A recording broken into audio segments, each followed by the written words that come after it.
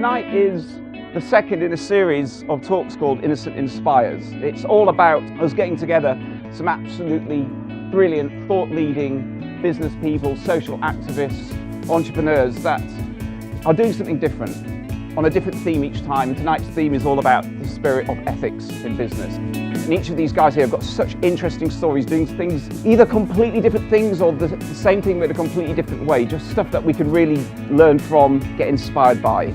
And that is the purpose, to give us all a bit of extra fire in the belly when we go back out and do what we can to leave things a little bit better. I've been created and shaped by food, and living in a city like this, food impacts on your life every day. We've got to look back and say, well, how did we give ourselves enough food to sustain ourselves? Well, we've got to grow it. We've got to grow it close by. There's a city farm right here. And there's a city farm in Kentish Town, there's a city farm in Hackney, there's city farms all over this town, you just don't know that they're there. Guerrilla gardening is the illicit cultivation of someone else's land. You're not asking permission first. And the amazing thing is that London is a blank canvas. There is so much that we can be doing. We've done the groundwork, we've proved that you can get away with it. If you could talk us through, kind of from morning till night, on an average day, how you try to tread lightly on the earth. I try to employ good old common sense.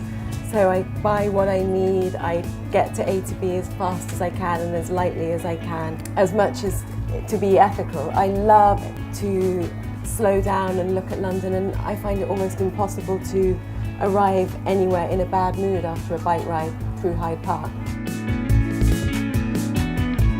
My granny was a costume designer, so my first dresses were made from the scraps that she used to keep everything. And I made my first dresses from bits and pieces from her floor. So now I make clothes. I want people to just think a bit more when you buy something. Who made it? How did they make it? Where was it made? I'm co-founder of Good for Nothing, which hopefully does good stuff for nothing. And also a co-founder of a thing called Swarm, which hopefully does good stuff, but we take cash.